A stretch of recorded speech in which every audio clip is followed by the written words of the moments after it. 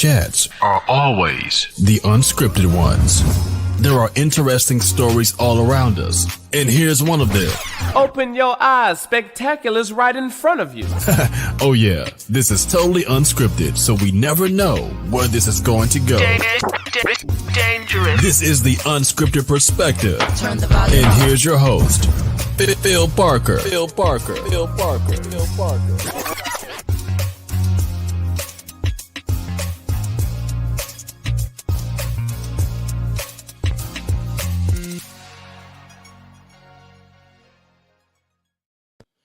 Well, hello. It is another Unscripted Perspective live. Wow, it's a pretty awesome occasion. I'm pretty stoked. I have the awesome, wonderful, fantastic Dustin Hayes. Welcome to the show, sir. How are you? I'm doing awesome, Philip, man. Thank you for having me on the show. It's really awesome, man. Thank you. I am just super stoked just to have you. I've put my phone on Do Not Disturb. It is happening. That's how we're doing it tonight. But we've done some cross promotion. I've put out all the flyers. I've done everything for the show because for those who haven't read the promos, you're a pretty awesome guy. You're a veteran. You have your own business. Red, White, and Badass Brew coffee, but we're going to get into all that stuff. We've been chatting all day, so I'm pretty excited about it. But for those who don't know who you are and who haven't read your bio that I sent out all across the world, tell us a little bit about you. Yeah, I'm a Navy veteran, medically retired, serial entrepreneur. I've owned several businesses now. My latest venture is Red, White, and Badass Brew. Coffee as bold as American spirit. And I'm also the host of Conversations and Badasses, where we tell heroic stories of people who overcame mental health, addiction, relationship, and business struggles, man. It's an amazing podcast. I've been listening to it all day. For those who know me and know what I do currently, delivering Amazon packages today, and literally got one AirPod in, just rocking out, listening to all these stuff, and then actually a few times chatting to you about your podcast and tonight. So it was a great event. I enjoyed the whole day. So like just encapsulating it with your presence on the podcast just makes it even more fun.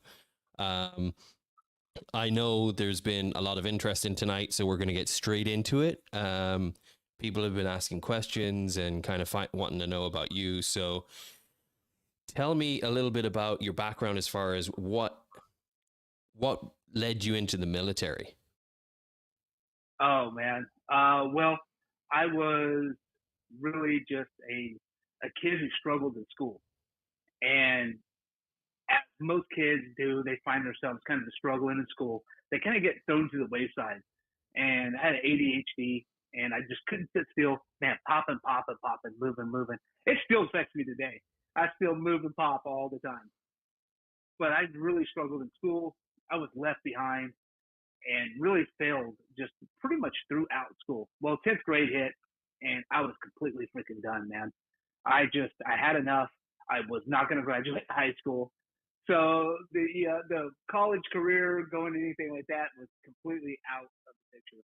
So talked to my dad, who was a no-nonsense construction worker, man, and told him I wanted to drop out of high school. And he's like, dude, you got 30 days to get your shit together, or else I have to get out. And so the military was my option. And I joined the Navy, and here dropped out of high school, got my GED a month after I dropped out of high school, and went right into the military like a month after I turned 18.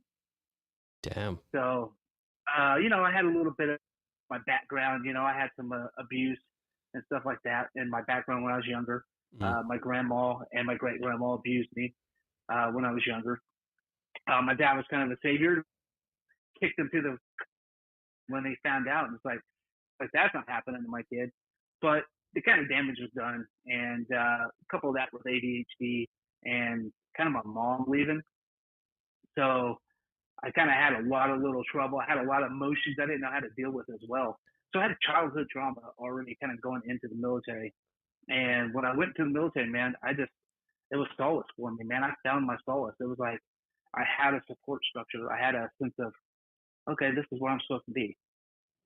Yeah, yeah. And I guess for a lot of people, the military just provides structure and kind of leadership that you maybe haven't experienced at that age.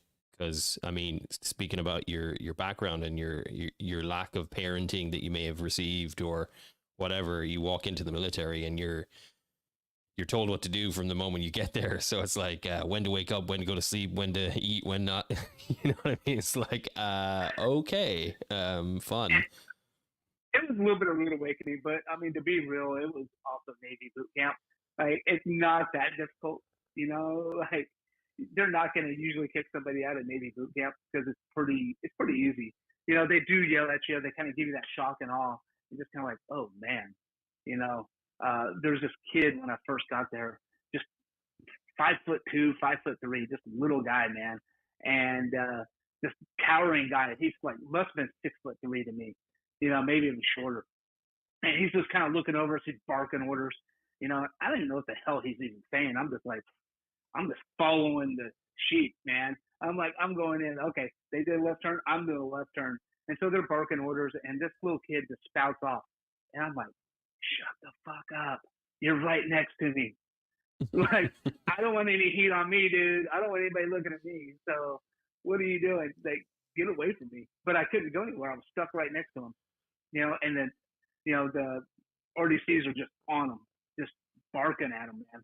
And it was pretty eye opening. Wasn't funny at the time, but now I look back at it, it was pretty funny. Yeah, yeah, of course, of course. It's never funny at the time, but then you go through stuff, and you know, you're like, oh, okay, that was kind of funny, I guess. Yeah, it was really my first sense of like, shit, I have nobody here. It's just me. You know, like yeah. It's a big wake up call when you're. I mean, it's a wake up call when you have to become an adult pretty quickly. Anyway, I mean, I jokingly say I wish I wasn't an adult every day of the week, just because there's just so much involved with it.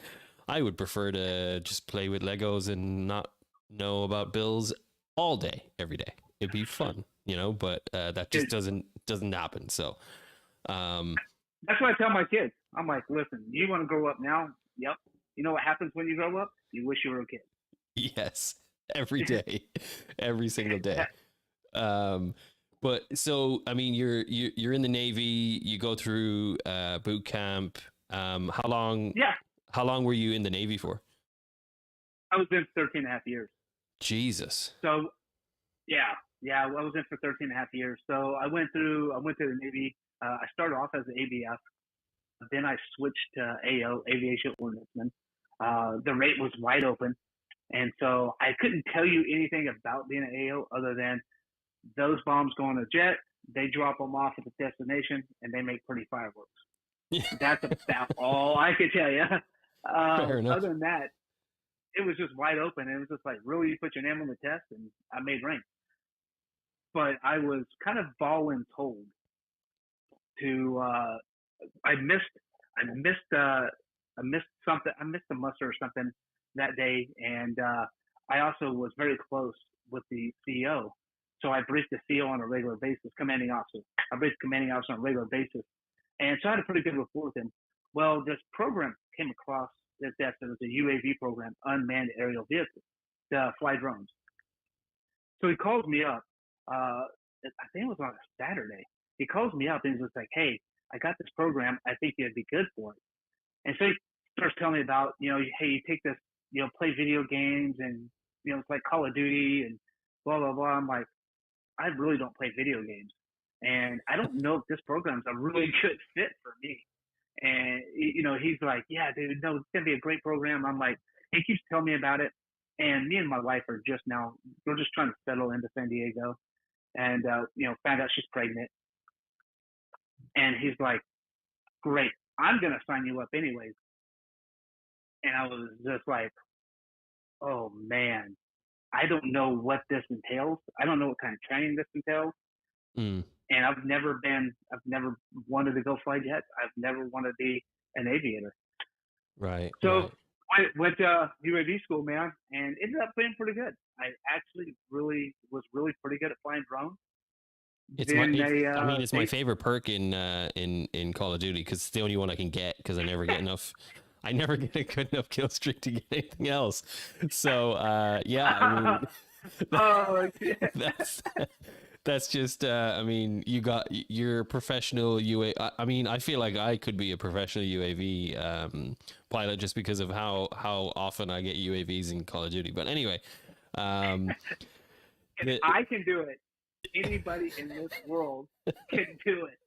You know, I'm not the sharpest tool in the shed, but I'm not the dullest either. So, you know, I can learn from both sides. So you're in the Navy for, you said, 13 and a half years. Yeah. I mean, that has to change you as a human. And like you tenfold, man. Yeah. I mean, it turned me into a man. Now, I still had a lot of growing up to do. I mean, I was very immature when I went in. I still had a lot of growing up to do. And going and being selected for this program, and then getting selected. So then they selected us to cover JSOC, Joint Special Operations Command. And so that entails, you know, working with the Navy SEALs, MARSOC, and also the Green Berets. Damn. So now I'm getting thrown into this world of like, I have no idea what I'm going to be doing on any given day out there. I have no clue. So going out there, so getting thrown into this world, it was like wham, went right in the theater in Afghanistan. And here I am with these high-speed tactical operators, scratching my head going, oh shit, like, yeah, we're playing Call of Duty for real. Right. You know, I'm watching these guys for real. No shit. Yeah. No, yeah. I'm. And they didn't give us no special training. We didn't go through the buds. We didn't go through Navy SEAL fucking training. No, of course not. I'm wet behind the ears. They sent us through this little IA course. You know, I think it was like a week long or something, a week and a half long. I can't even remember. And they're like, oh, hey, here's basic this, and you know, and they, you know, gave us an M4. You know, boom, we did all everything to it. But I was so green and so wet behind the ears. The first time I went out with it was a field team. This was actually embarrassing. Actually, I've never even told this story. We'll keep her for this podcast. It's all good. We'll keep her for this podcast. It's only going live to every social network I have, but it's cool. It's you know, it'll stay on this podcast. Don't worry about it. Okay. All right. Do I got the circle of trust factors? Yeah. That's it. All right, go. So I get on this freaking helo, and we land, and I notice, oh shit, everybody else's weapon is loaded, but mine. And I grew up with guns. You know, I didn't have an AR-15 or anything like that. The only time I ever had one was in the military. Every time I shot one was in the military. And I'm like, everybody is loaded. I look at mine, and I'm like, I don't even have a magazine in. I'm completely fucking empty. You know, which maybe was a great thing in hindsight, you know, because you don't want, you know, somebody who's wet behind the ears who is not going to be a tactical operator trying to be a tactical operator. Well, so we land, and there was this interpreter that was spread across our lap. And these guys are kind of talking to each other on the helo. And you can't really hear because it's loud as shit in this helo. And this dang door opens, boom. They throw the interpreter out. They jump out, and I'm like, yep, I guess this is where I get out. So I get out, and I'm just covering a position. And I'm like, yeah, I ain't covering shit because my gun is not loaded. So I'm down there on one knee, and I'm like, I hope nobody notices. Oh. And I'm like, nobody saw that, right? Yeah, I know they didn't hear it. I got the noise covered. I just hope nobody saw that. Yeah, yeah. That's a Oh, that's a tactical disadvantage if you're caught with your pants down like that. That's for sure. don't worry, I got close quarters. I'll bat him to death. In short. Yeah, yeah. So Oh shit.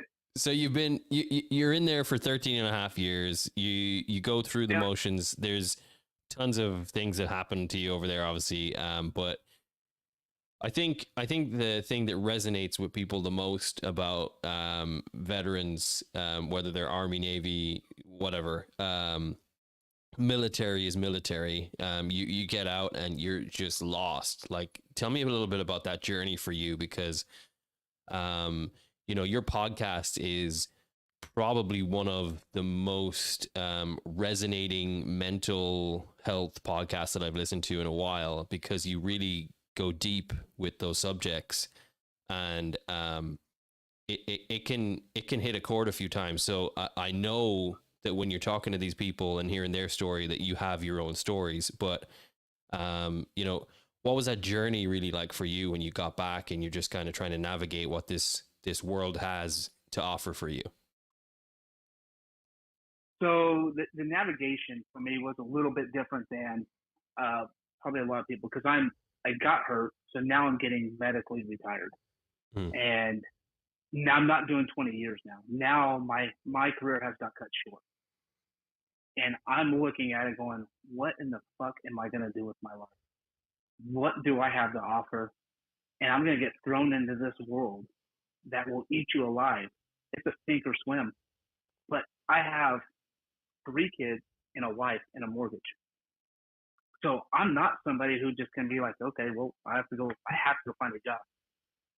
One thing the military did right, though, is if you're getting medically retired or medically separated, they get your VA at this time. Now, before this, that was only a new program, a couple of years old. But at the time I got retired in 2013, they actually got your VA and everything else set up, so that way when you get out, you start getting paid. That's something they did right. So I'll give them a win on that. But transitioning out of the military, they're completely fucked. They are. They don't know what they're doing from their head from a hole in the ground, from their ass from a hole in the ground, because they take us through a TAPS program. And it's like, oh, hey, here's some resources. Here's this. Hey, here's how you write a resume. But there's no real structure of getting set up in a career outside of it, because on Monday, I have all the network, all the support, and everything else right there. On Friday, gone. It is gone. You can't go back to it. You lose your brotherhood. You lose the people you've been serving with. Completely just shattered in one swoop of a day. So if you're not prepared for it, or if you're going through things mentally and physically, you're in a whirlwind. You're going to be in trouble. People who are just transitioning out, it's the same way. Their world is ripped apart. Yeah. They don't do enough to prepare for them to get out. They think a week-long, they call it TAPS class, transition assistance program, and it is not enough for somebody to be prepared to face the real world once they get out of the military, because you have a huge structure. You have everything set up for you. You know where you're going to be at. You know you have a job. You know you're going to eat. You know where you're going to sleep. You know you're going to get paid. You know you're going to get deployed. You know your training schedule, all that. And then all of a sudden, completely gone. And you're left out there to go find a job and another career. So it's really, really difficult to make that transition. For me personally, I was lost. I couldn't get a job. I was like, no big deal. I'm medical retired. I've got this UAV thing. I can go do this. I can do anything I wanted to. I was wrong. 6 months after getting out, couldn't find a job. Couldn't. I applied for all the government jobs I can get.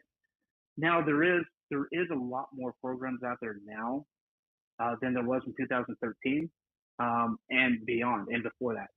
But those resources are not readily available, because when somebody's going through extremely stressful time, like a transition outside the military, most of the time they're not clearly thinking like, hey, let me go talk to the DAV They know about them.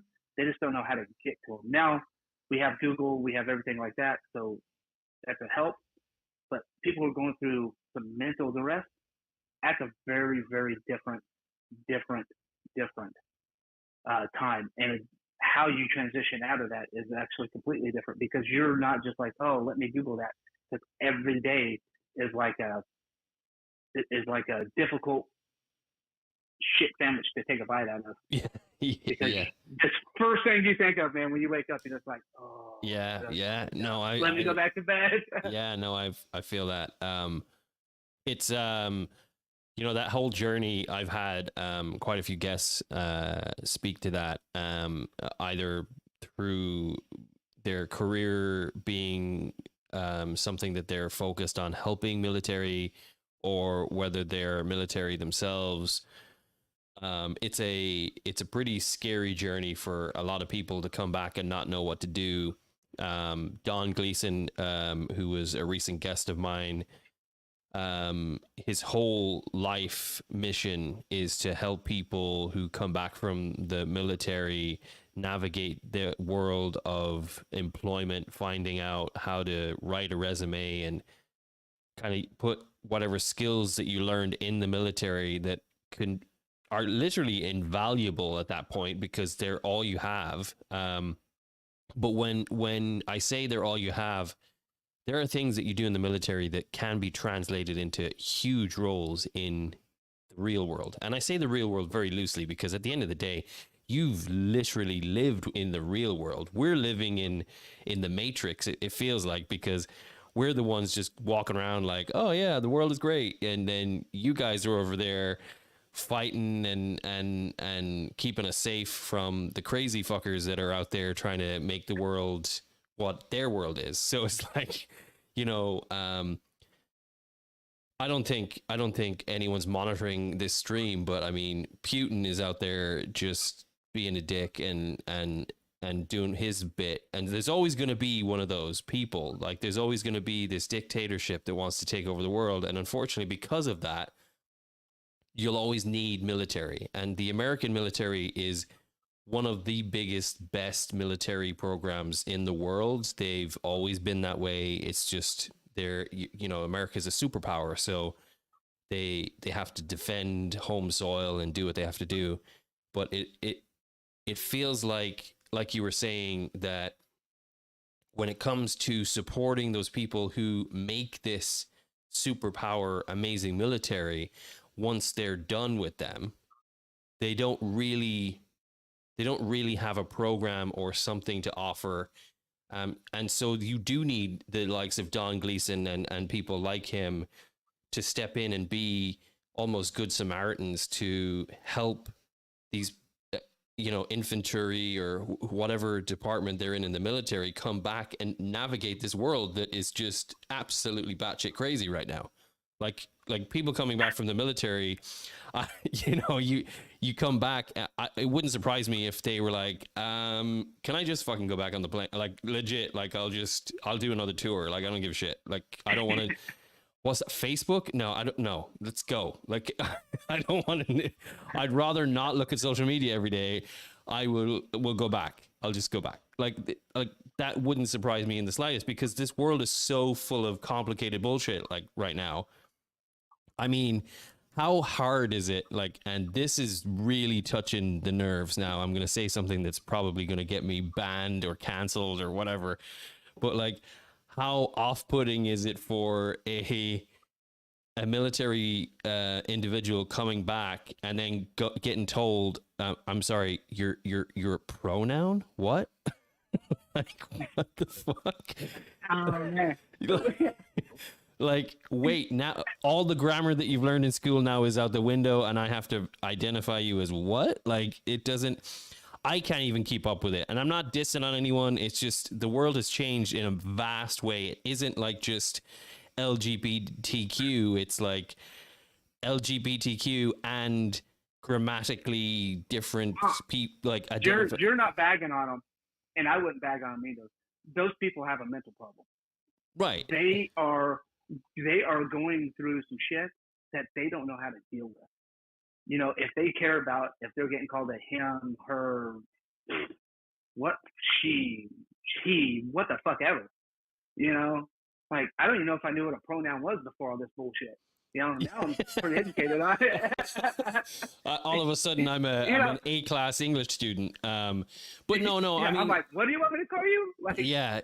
how about I just call you your name or ma'am? Right, or sir? right, Like, right. I'm from Oklahoma. Like that's what you say. You say ma'am or sir. Yeah, Yeah. I mean, so when I see that, it's automatically a red flag for me, and I'm like, okay, probably how you're gonna be dealing with that person, and it's an eggshell situation. Yeah. I mean, look, it's and you said it, like, we're not ragging on anybody. It's not that we don't support every individual, and I support every individual. I have listeners that identify as different pronouns, and I respect them 100%. I get all that.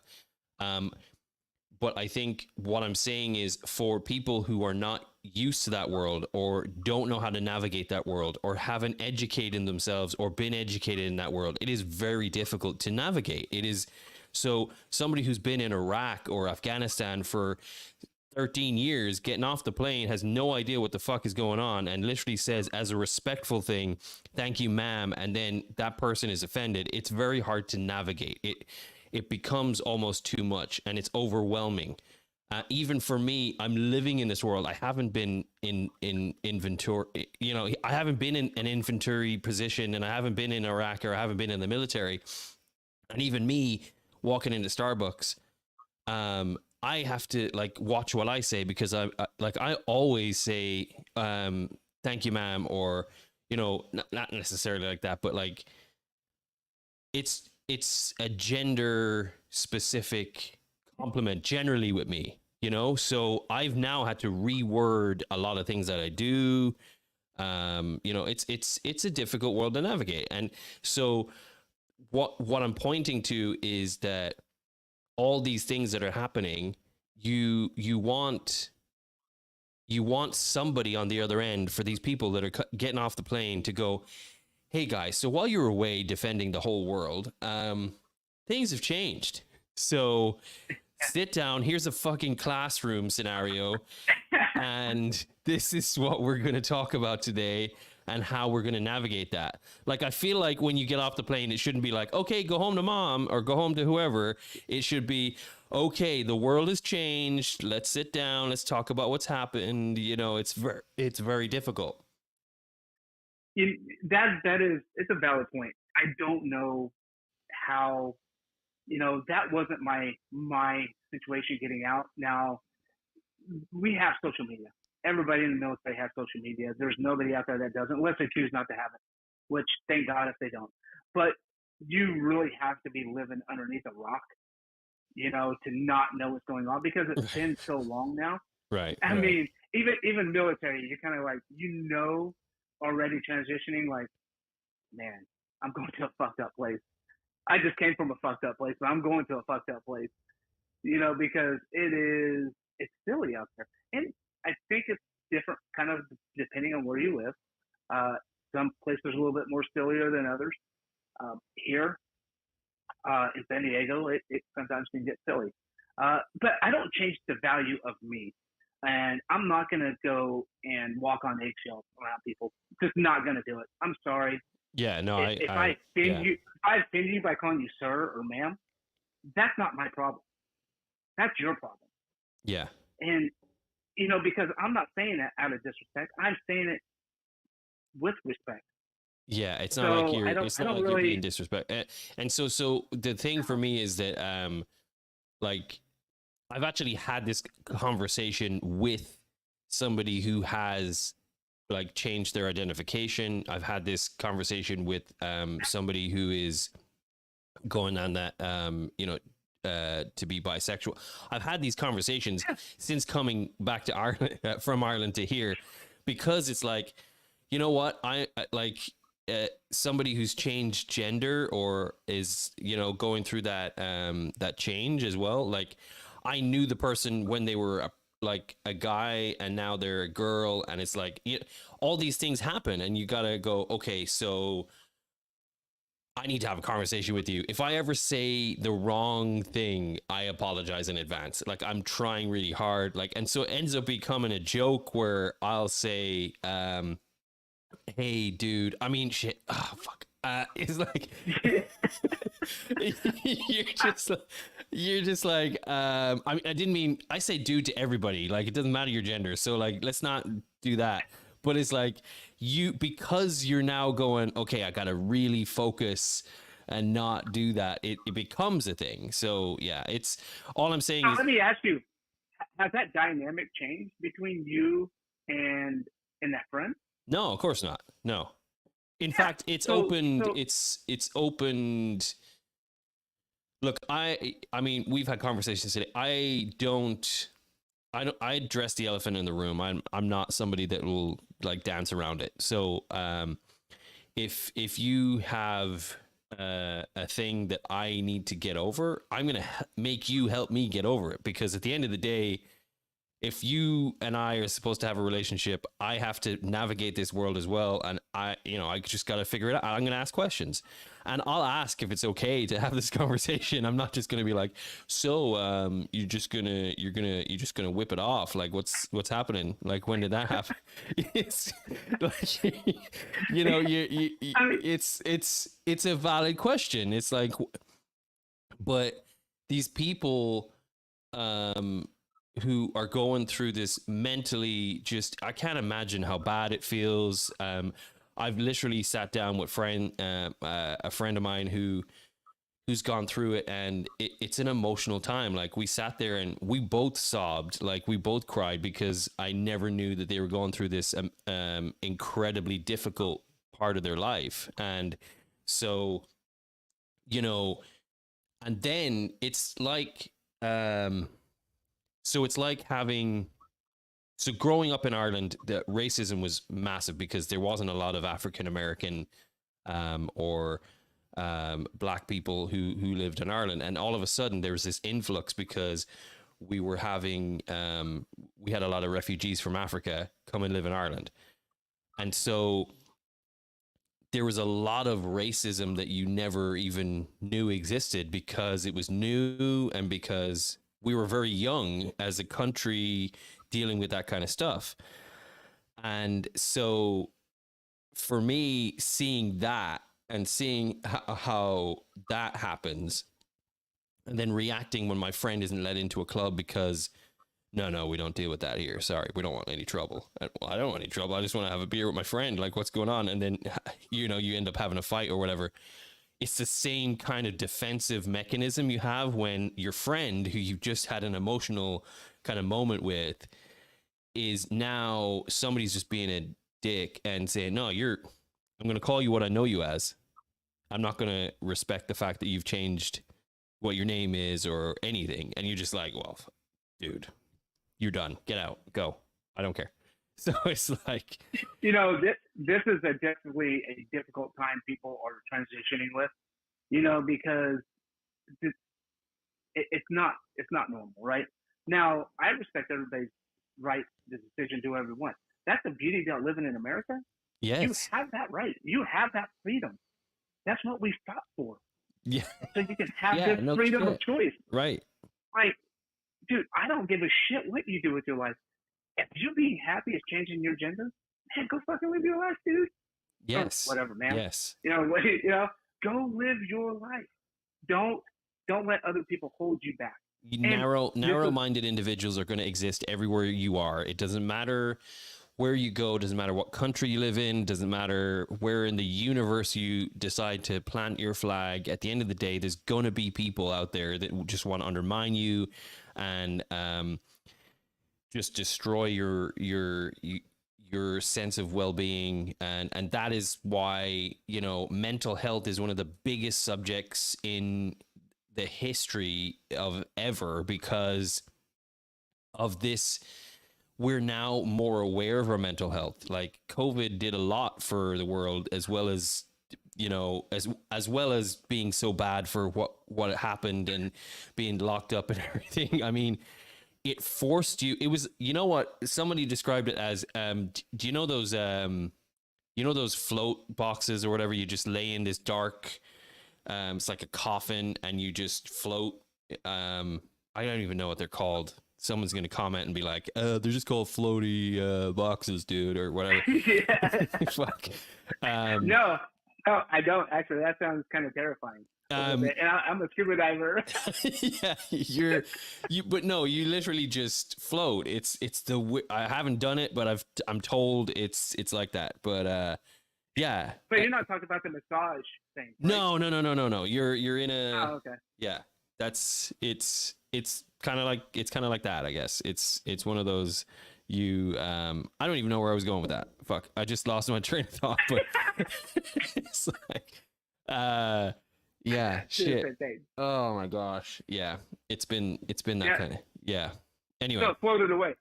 yeah, it just floated away. No, legitimately though, I think what I was trying to get at is like when you're in your own head and you're forced to kind of just digest all these thoughts and everything. It's hard to, like, it's mental health, dude. You're COVID, being confined in one space is exactly like one of those floaty boxes. You're basically being forced to deal with all the emotions that you've hidden by going off and doing shit. Like I go to work so I don't have to deal with this. I go drink alcohol down the bar because I don't want to deal with this person. I have a shitty marriage or whatever. I'm going to go and do this and avoid it. All these things happen. Like the divorce rate went up by 300 or 400%. Like it just, all these things happened. So mental health became a focal point. Like psychiatrists and psychologists and mental health professionals all over the world just started popping up out of, like, I didn't even realize there was that many existing, and then others went off on their own to start their own practice. It became a huge focal point.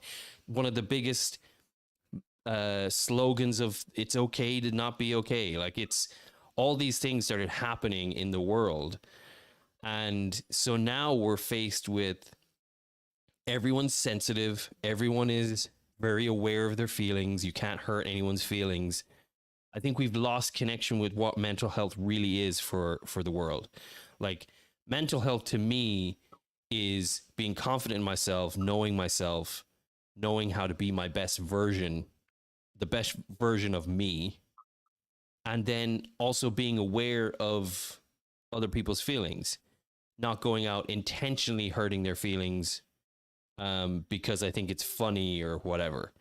And so to get TikTok and Instagram like yeah, exactly. And so I completely support a lot of the things that are happening, but there is a disconnection. I mean, Ricky Gervais, one of my favorite comedians, said, just because you're offended doesn't mean you're right. So I think that's a perfect example of understanding that freedom of speech is something that this country was built on. It's what really was a foundation for a lot of human existence around the world. Now, freedom of speech has a kind of a Spider-Man kind of twist to it, because with great power comes great responsibility. So you have the power to say whatever you want, but you have the responsibility to care about the feelings that you're going to end up hurting if you say the wrong thing. So I think what's happened is people were such loose cannons for such a long time, and COVID kind of made us socially introverted in ourselves, that it made us extremely sensitive. And now we're faced with the world that we live in right now, which is literally the cancel culture for all the stand-up comedians, all that kind of stuff. And so we're losing that battle of kind of like the freedom of speech. Yeah, okay, now you say hate speech, that's a different topic, right? That's a whole different thing, But freedom of speech is just that. So you can't have it one way, and they can have it one way. It's a togetherness of, really, you have to. It's such a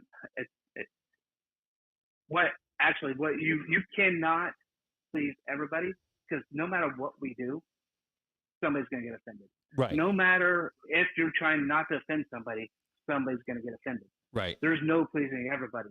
So one thing I just tell people, just be you. Now, if you're going out there explaining racial shit and all that, then get out of here. Get out of here. There's no reason for that. You know, or degrading people for life choices. Man, it's not your life, dude. It's not your life. Move on. Really. It's just those people who are that sensitive have nothing better else to do with their life. I think And so I think the age of social responsibility, I think that is what's changed. I think the people who have come up behind us, behind our generation, haven't learned social responsibility yet. And I think that is where the disconnect is. And that's where you find yourself having to correct people, and you know their feelings are hurt, etc., etc. And we've gone down a tangent with this one, and I'm sure we could make this a whole podcast.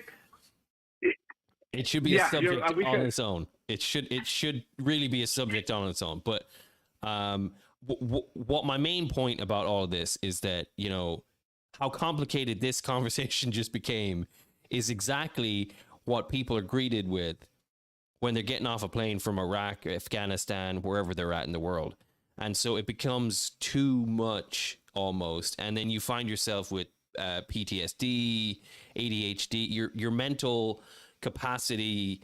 And these are people like for my listeners and viewers, like these are people that have been protecting the country, that literally have been in situations that for any normal individual would probably, like, you'd crumble in that situation with the stress. You know, these are amazing individuals that literally come back, and because they've been on notch 10 for so long, they don't know what turning down the notches feels like. They don't know how to navigate those emotions or those feelings. So now, hey, you're not like it's not free for all in COD, and you're not having to kill everyone. You're at home and you've got your kids, and we had this conversation today. It's about like being able to switch off, and it's just for some people it's not possible, and they have to go through these mental traumas that can just continue to come up for them, and they don't know how to deal with it. And so PTSD isn't just a 6-month ordeal. It's really a lifelong journey, because at any time something can trigger that, you know, and it's different for different people. You know, what we talked about today, man, we had a conversation about fireworks. That's a trigger for a lot of veterans, because, you know, when you hear a loud boom, explosion, RPGs, IEDs, whole 9 yards, you know, getting some kind of, so when they hear that, they're just kind of like, ooh, shit, and they revert back to this place. Now, there is a lot of great programs out there now, you know, and I'm not gonna say the VA is good or bad, because that could be a whole different subject. We can talk about that too. But outside of the VA, there is a lot of programs that will help veterans out. You know, and we're talking about transitioning too as well. So like STEP, Support the Enlisted Project, absolutely great foundation to help our veterans who are getting out of the military financially. So they help them be financially resilient, which is one of the biggest stressors and one of the number one things why veterans commit suicide, is because of financial reasons. So let's circle back to you, because this is why I have you on. It's not just because of this awesome conversation we're having right now. You know, you got out and you had to navigate this world that was pretty different to when you entered, and you decided you wanted to be an entrepreneur, and it wasn't successful right out of the gate. Tell me about that journey for you before you got to obviously this awesome company that you got right now. So I went to school. So most veterans, when they transition out, they go to college, because it's a quick infusion of capital. They can get paid. They get paid to BAH, wherever they're at. So they get that quick infusion of capital. So it eases that burden of like, okay, I got a little bit of money to live on. So I went to school. I went to school for a business degree. I had no intention ever to finish college. I didn't graduate high school. Had no intention to finish college. So while I was in college, I was like, I think I am going to go open my own business. I had no idea what. And then I went and opened a construction business, a concrete company, with me and my father-in-law. So I was like, all right, here we go. So now I asked him, like, hey, did you want to join the team of opening this concrete company? He's like, yeah, I do. So we went and opened this concrete company. Right out of the rip, it came pretty well and started a decent turnout and started making money. And then we ended up bringing another partner on. So now we have 3 people in this concrete company, and we kind of changed it from concrete company to an engineering company where we can do utilities, demo, and earthwork. Mm. Then my father-in-law ends up getting lung cancer in 2018 and ends up passing away in 2019, but he exits the company in 2018. And so then it was just left, it's lung cancer is a whole different battle. Yeah. And anybody going through it, my heart is out to you, and you're in my prayers, because that was hard to see a man I looked up to just completely just wilt away. Yeah. And just matter of months. Yeah, it's a quick one. It's always quick. Yeah. So so it was me and this other partner, and anyway, that partnership went south. Ended up find out that he is kind of taking a lot of money, and he started another business behind my back. And so this multi-million-dollar construction business that we're running completely implodes. We're insolvent, and it just goes right down the fucking tube, man. And in a matter of weeks, I thought I was becoming a millionaire. I'm $700,000 in debt. Jesus Christ. And there's no way I could pull this out. There's nothing. So the business is gone. 2021, we close it down. I'm getting sued left and fucking right, and because we can't pay all the bills. So I'm getting sued left and right, and I open up another business, solar cleaning business. And as I'm doing it, I'm booking a good book of business. Then I go get a tattoo on my back, and the tattoo artist is like, "Hey, buddy, you should go get these spots checked on your back." And at first I was like, "What the hell does this guy know? He's a tattoo artist." And then it kind of dawned on me, like, he looks at skin all day, so he might have an idea what's going on. So ended up getting some cancer stuff cut out of my back. Jesus. And the doctor's like, "You probably shouldn't be doing this solar cleaning anymore." I was like, "Yeah, you're probably right." So I actually ended up selling that business. What was it? Solar what? It was solar cleaning. Cleaning? Yeah, so solar panels on people's roofs. Oh, shit. Okay. Yeah, now I know what I was like, solar cleaning. I was going to ask you at the very end of your story, because I was like, what the fuck is solar cleaning? Okay, got it. Right. Yeah. So it's where you just go up and you clean solar panels, man. Jesus. Okay. That's, I mean, it sounds like a pretty lucrative deal, but I mean, if it's going to get you skin cancer, maybe not. It was not for me. That was just God saying, "Not today, man." Not today. Not today, not sir. today. Say that again. That was, Not today, sir. Yeah, I mean, it's I don't know how you, like, legit, man, just to this point, and you haven't even gotten to tell me the story about the coffee business. Just going through what you've been through, I'm just surprised you didn't tap out at that point. It's very easy for people. I mean, $750,000 in debt, and you managed to dig yourself out of that trench, go and make another business, become pretty well off in that business, then discover that you've got skin cancer. I didn't dig myself out of the trench yet, though. Well, I mean, you obviously the trench is probably still being dug out of, but $750,000 is a lot of money.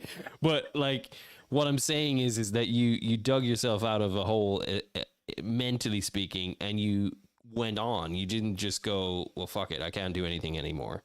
You continued. at that time I was a lot more mentally tough than later on that year. Mm. I that was just another notch in the belt. But what was funny about the whole fucking skin cancer deal is I couldn't even have time to think about it because I got lawsuits coming. Now I have this, and I was like, shit, what am I gonna do with my life? And and I'm also it's COVID. It's 2021, so we're still in the midst of this COVID, and I'm like, how am I gonna go find a job I can't go interview for? Right. I'm not the most technology savvy dude. Like, how do you operate Zoom? How do you do this? So I'm over here thinking like, oh my God. But it really never dawned on me getting a job. Going to get a job was like, man, that's giving up. So after I sold my coffee business, I was sitting at my computer drinking a Starbucks. And I was like, man, I could do better than this. I could do better than Starbucks. And so I was like, all right, let me Google how to start a coffee business. I had no idea how to start a coffee business. I have only been a consumer of coffee. That was it. I don't have a history. I was never a barista. So then I found a buddy who had just helped me kind of batch my first roast, and it became successful. And then quickly he was just like, "Hey, dude, I can't help you out anymore. You got to go somewhere else to find somebody else to roast your coffee." And so that's how it came about. But my name wasn't an original name. I learned through trials and tribulations in business, and fell on my face, flat on my face. I mean, And you're. yeah, I don't know how you. So here's what I'm going to do, because I'm just in love with your brand. I love your brand. I love the whole red, white, and badass brew idea. I know that it didn't initially start as red, white, and badass brew. I know that it evolved, but businesses evolve. But I'm super impressed by what you're doing. So here's what I'm going to do. Hold on. We're going to do this. All right. So here we go.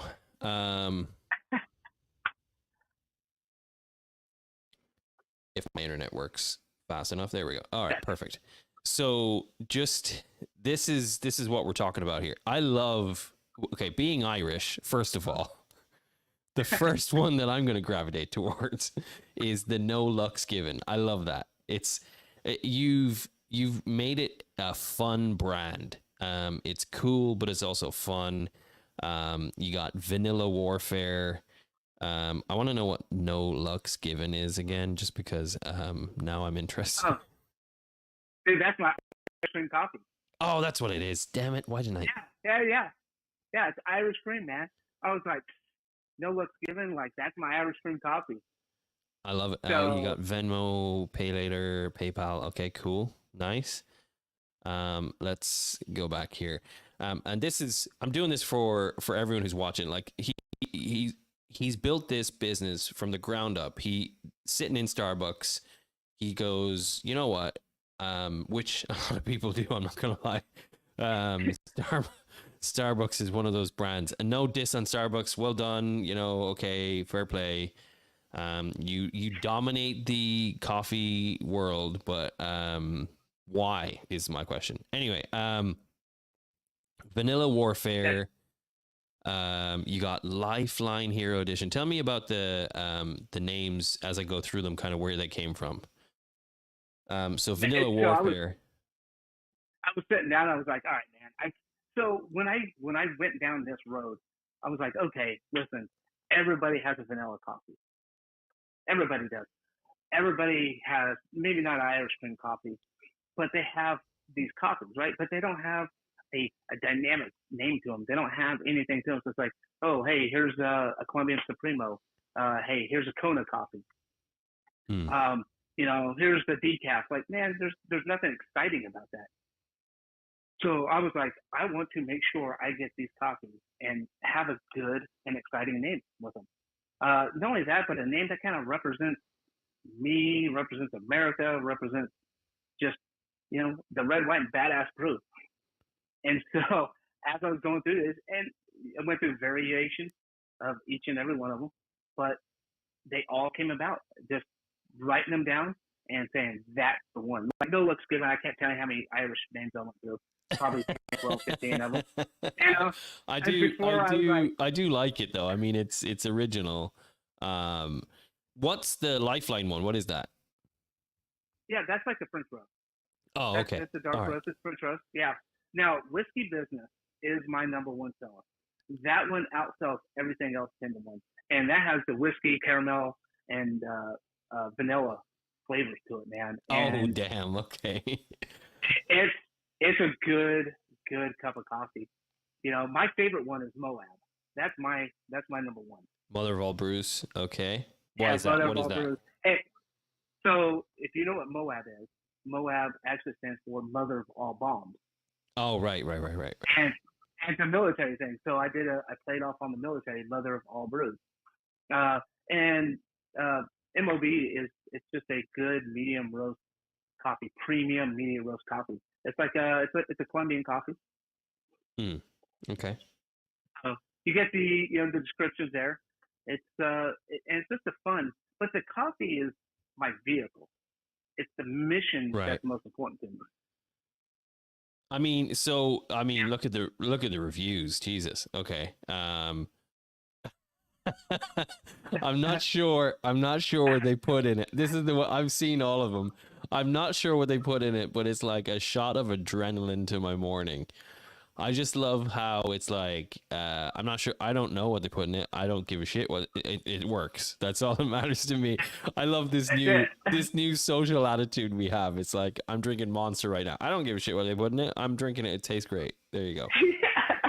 It hits the lips and I'm sipping it, man. That's all it matters. It's like, all right, cool. You know, I mean, that's what it's about. I wanted to make sure I had a premium coffee that went with just a badass name. And you know, the name represents me. It represents America.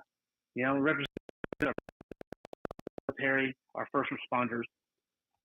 I like the vision, but locations obviously is just one right now because you have a are you selling it to different oh, okay, so you're selling it actually in a couple of places. All right, okay. Yeah. So right now I'm adding more locations. I'm a little bit slow on the map. I'm adding locations. I have more locations to add, but they are right now. I'm looking for affiliates. So if you're out there and you want my coffee in your store, get a hold of me. We can make it happen. We can become affiliates. I advertise for you as well, but also order online. If you order online, it comes freshly roasted, shipped to your door. I also have subscription. So I urge you like it, go get subscription. That's where it's at. And I got some badass merch. Yeah, so I mean, look at this stuff. This is cool. I love this. Yeah, the merch is there's gonna be more merch coming soon as well. All right. And some mugs and Right. Well, you can put me down for a t-shirt. Yeah, so far t-shirt, and I mean, if I bring any more baseball hats into the house, I'll be divorced by the end of the week. So maybe not hats, but it depends on the hat. So here's the rule at my house now. If I bring anything in, clothes wise, I have to relinquish something that I haven't worn in a while. So it's like, for example, jackets is a thing right now because it's the summer, and we're doing trips, and we're going to Disney. We're doing all this kind of stuff. So if I go anywhere and I see something cool and I want to buy it, I have to make the agreement that I have to throw out something that I don't use. So yeah, it's fair. So let's just say, throw me down for everything that you have, and then I'll find something to throw away. Yeah. I love the fact that you're doing K-Cups. I think K-Cups is going to be a huge winner for you if you haven't already figured that one out yourself. But out of stock is not something that is going to get you any dollars, but I'll definitely be trying. I mean, so here's the thing. We already had this conversation. I'm an energy drink guy. For everyone in my life who hates me for drinking these, like, legit, I've gone through these phases where I don't drink them, that I am drinking them, that I found alternatives. there is sparkling ice plus caffeine. It's actually a really good alternative. It's just water and caffeine. It's really good. It's seriously 5 calories. It's amazing. I've reached out. I want them to become an affiliate or a sponsor. I think they're fantastic. They haven't come back to me, and their product's really hard to find right now. So I'm like, well, okay, I got to go and do something else. But so as far as coffee, I did drink coffee. We went through a whole thing where I was drinking coffee every morning. It was great. I was bringing it to work. And it just ended up becoming me being lazy in the morning is what happened. So like, I got up late, don't have time to make coffee. And then I went back on this stuff, and it's just whatever. That's where K-Cups come in handy, man. Yeah, that's it. mean, That's basically what happens. Yeah. But the K-Cups is, let's not look at what you have out of stock. Goodness. let's get off the K-Cups. K-Cups are coming soon. I don't have a date quite yet, but they will be coming out. And as soon as I get out, trust me, you're going to see emails, you're going to see Instagrams, you're going to see the whole marketing campaign behind it. They're going to be coming out. I mean, I don't know who this guy is, but yeah, Photoshop, bigger muscles, like. Legit though. I mean, the story, everything that you got on here, just it's an amazing story. Tell me a little bit about what this means to you. What kind of drove you to create this specific business? Obviously, yeah, you can make coffee better than Starbucks, but let's raise the bar a little higher than that. You know what I mean? They're not knocking Starbucks, Jesus. Yeah, it's not. I'm knocking Starbucks. Red, White, Badass Brew's knocking you.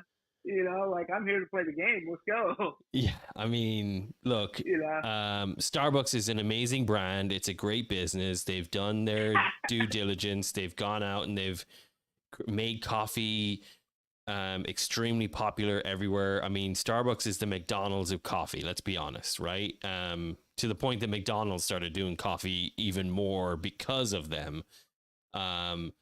But coffee's everywhere. I mean, you can't go down to the corner without seeing a new drive-through little shack. I mean, coffee is the nectar of the gods for a lot of people.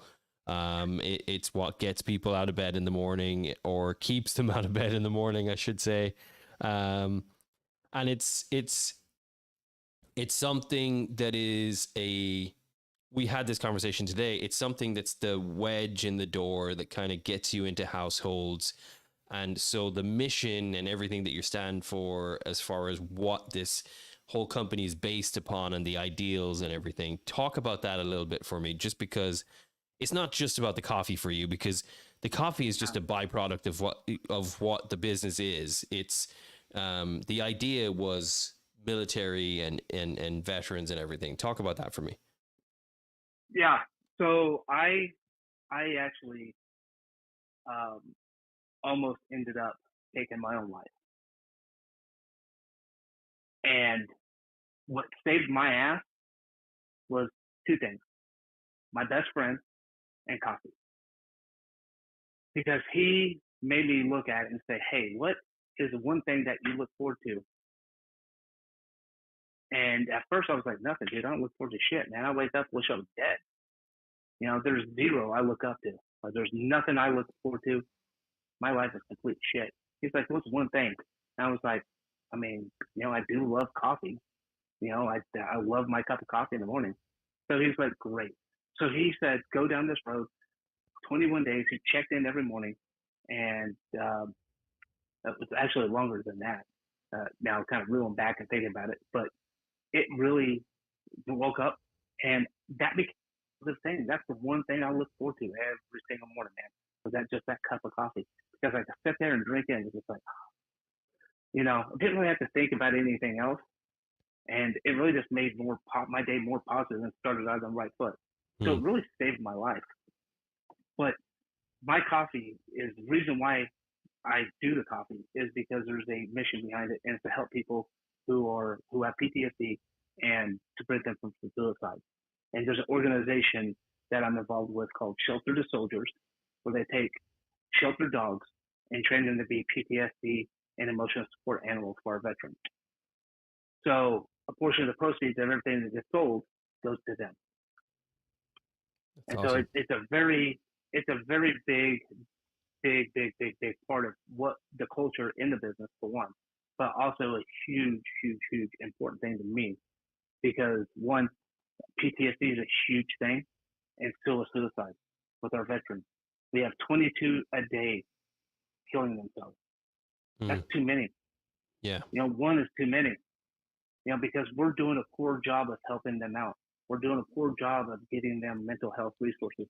I know there's a ton of resources out there, but we have to get them to actually come forward. People don't understand, when somebody's in mental duress, they're not calling a fucking number. They're not going to send somebody an email going, maybe I'll get back to them. You know what I mean? Yeah. It actually takes veterans, and it takes us as a society to look at those patterns and to ask the hard questions. Yeah. Are you doing okay? Is there anything I can do for you? Because if you go up there and ask that hard question, and they're going through a life transition, or you see some kind of shift in their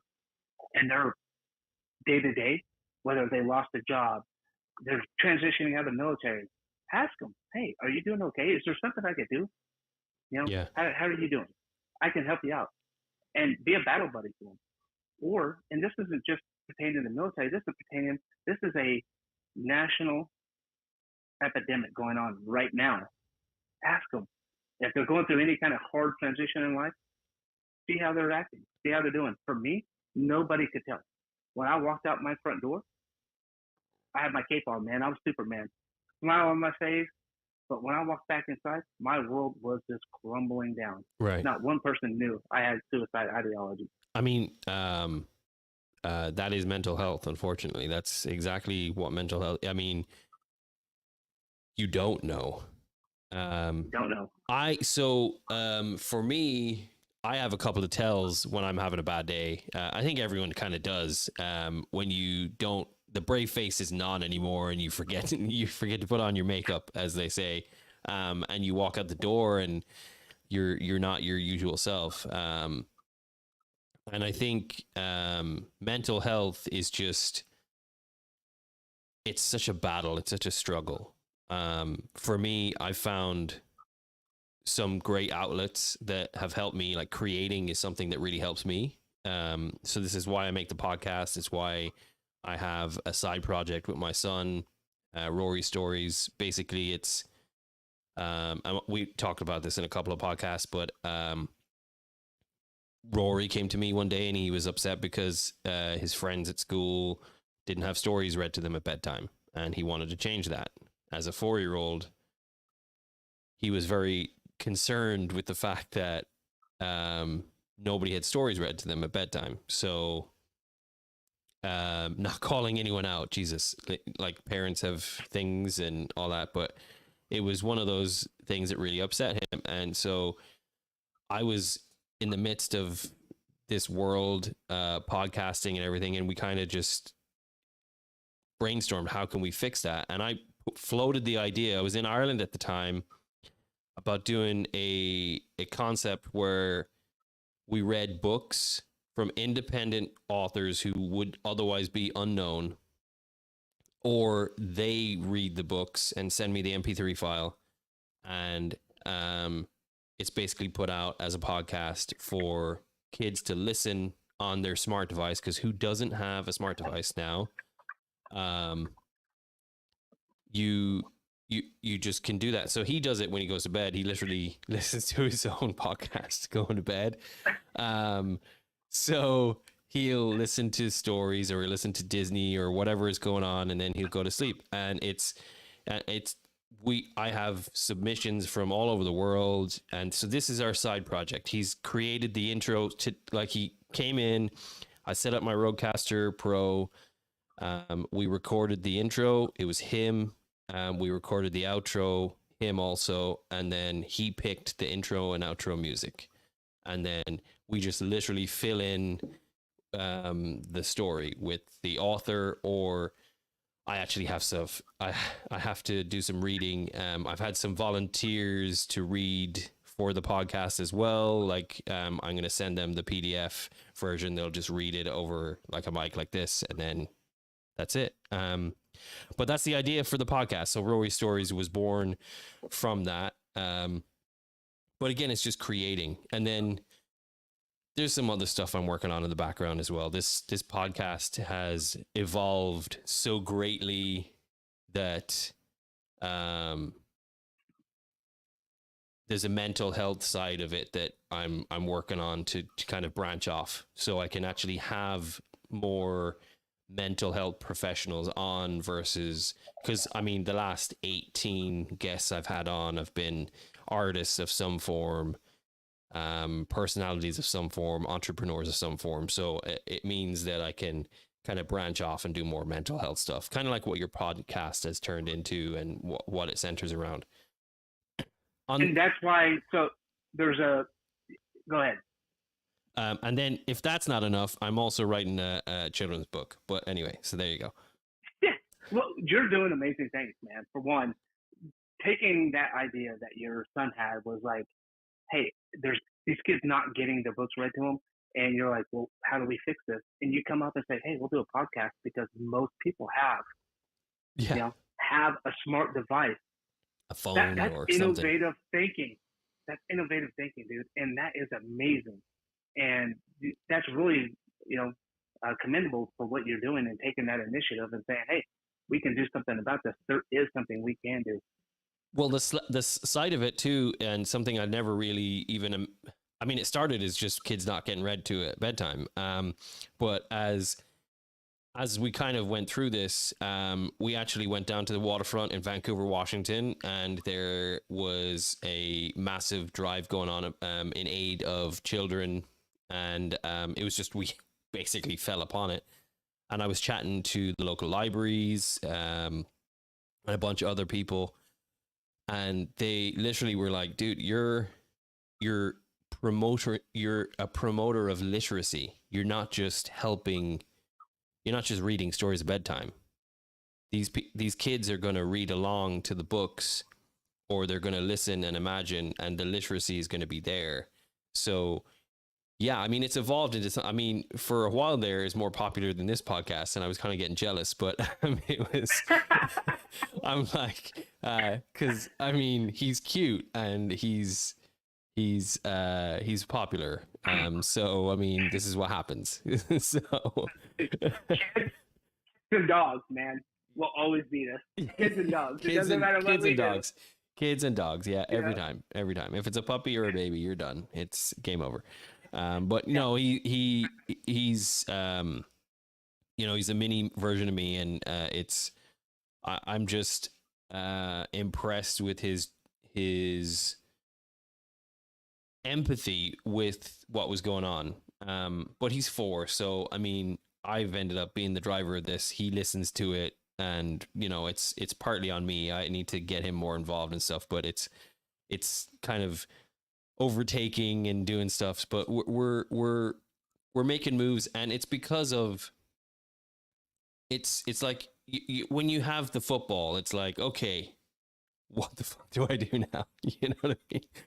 It's you're standing in the field and you're like, okay, somebody threw me the ball. What do I do now? That's what it was for a while, and now we have a little bit more direction, so it's going to make a little bit more sense for us. I've been very, gifted is a term I would use, because a lot of people have reached out. Thank you to everybody who's reached out and tried to be part of this podcast and to help with the production of the other podcast. It's a massive deal for me, and I appreciate that. But it's you're a podcaster. It's an ever-changing world, man. You some days you don't have headphones, sometimes the internet doesn't work, sometimes sometimes just it doesn't fly, and you gotta adapt, you gotta change, you gotta do whatever. And it's very much this ever-changing thing. I do this 3 nights a week where I'm recording or I'm broadcasting, and I do that because I love to create. But it's going to start evolving into other things soon. So I'm excited about that. You're stunned. You're a stud for doing this 3 days a week, by the way, man. Like, we're doing one podcast a week, and we are like, it's a lot of work. But you own a business. I already said this to you. You own a business. It's slightly different. Yeah. I mean, podcasting is like having a job. It's like having another job. When people are saying, "Oh, I want to get into podcasting," I'm like, "Well, you better sign up for another job because that's what you're doing." Which is fun. I love it. I love the app. I love it. And that's why we do coffee conversations and Badass podcasts, because we really dive into people's stories about their mental health, about their journey, and how they got pulled out of their journey and how they became successful today. That is the main reason why we created that. My producer and my partner, Tony Hicks, he is an amazing guy. He does amazing work. His production company is Go Man Go Production, and he is a stud at producing this stuff, man. And I can't give this guy enough accolades. And not only that, but his work ethic crushes anybody I fucking ever known, man. He is just a massive, just a demon, man, when it comes to getting this stuff done. But that was why we created it, is because he heard my story and he's like, "Oh wow, dude. You know what we can do?" And just to speak to that, as well, man, your story is amazing. You water it down constantly, which is just your personality, because you don't like being complimented. But you're an awesome dude. You're a great guy to talk to. Like, we just spoke for the first time today, and we were chatting all day. And I jokingly said it, but like, when we started talking, it's like we've been friends for 10 years. You're just that kind of guy. You're that personality, and it comes through on your podcast. You've this amazing podcast. It's not just about the business. The podcast is so good. Like, the stories that I heard today, it takes you on a journey. It's these people that you're bringing on. You're choosing your guests wisely. You're not just bringing anyone on, which is really cool. And I don't know if that's intentional or if it's just the way things have worked for you thus far, but the stories are moving. They're incredible. Like, these people are just, I mean, the stories that I listened to today, and I'm not going to ruin it for anyone. Go and just listen to his podcast, Coffee Conversations with Badasses. It's on the tag here. Like, they're just incredible to hear, incredible to listen to. They're stories that will move you. They're generally people who've been either involved or near the military, or they're just people who have had this incredible backstory that it would bring a tear to your eye. I'm not even lying to you. Today, there was moments where there was like the stories, and we kind of talked about it. Like, there's these moments where like this person is being shown some gratitude or some grace, and you're just like, oh my gosh, like, that is so amazing. And like, it just makes you feel really good about the world has these people still, so for when you say your podcast is centered around mental health, it really is, but it's also for the listener, because there's a lot of happy endings that happen with this podcast that I mean, not to ruin it and not to tell anyone that, who I was listening to, but Pokemon cards is always a great ending to a story. And I mean, that to me just encapsulates what you're all about. It's just, you're serious. Yes, you're focused, but at the end of the day, it's all about Pokemon cards, man. It's fun. It's showing people that you've a big heart. It's showing people that you're up for a laugh. The goal is there, but you've a great personality. You're always smiling. You've always got something funny or a great story or whatever, and you're full of grace. And considering what you've been through in your life and the people that you've had issues with in your life, and the fact that you've been in the military and you still come back with this great spirit, it's just a testament to you. So for all my viewers right now, it's been an hour and 20 minutes, and I could talk to you for another 4 hours, to be honest. But Coffee Conversations with Badasses is the podcast. Red, White, and badassbrew.com is where you're going after this podcast, because it's all about the coffee, man. If I know everyone out there is like, oh, you know, the whiskey one for me is really intriguing. I'm just like, shit, like that should be the Irish one, not the that should be the Irish one right there. But yeah, no, dude, it's an amazing. We went through the website. You know, what's next for you? I know that there's a lot of stuff going on in your, you know, things to look forward to. Tell us a little bit about that and where we can kind of hook up with your social media and all that. Yeah. So if you want, go to Red, White, and Badass Brew Instagram at Red, White, and Badass Brew. For Coffee Conversations and Badasses, go to at Coffee Conversations and Badasses on the IG. Or on YouTube, go to Coffee Conversations and Badasses, look us up. We'll be right there. All the episodes that have been recorded are there. One specifically, I'll point it out since he didn't want to say it. He's talking about Shane Penson's episode. It is a hair-raising episode that dives deep into somebody's story. Yeah, and it's a how doozy. He's a successful entrepreneur. And it's not just about being the entrepreneur or going out and doing that. Most of them do, most of them don't. But it's actually just about how they came from a deep, dark mental health state of mind and how they got out of it. And everybody and anybody who's listening, it just takes work. And you got to put the work in to get you here, to get you out of it. And if you're willing to put the work in, I promise you, you'll have a better life. 100%. And if you start your day with Red, White, and Badass Brew coffee, you're off to a good start. Let's be honest. Your cup's always half full. Yeah, right. Cup's always half full. And if it's not, just go brew another one. Or some more. There you go. There you go. We could do these plugs all night, to be honest. We could.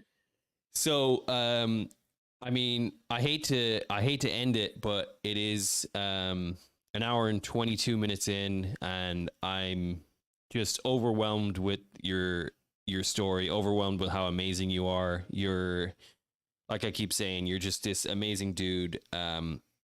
For my listeners, this won't be the last time you hear from this amazing individual. I'm definitely going to have Dustin back.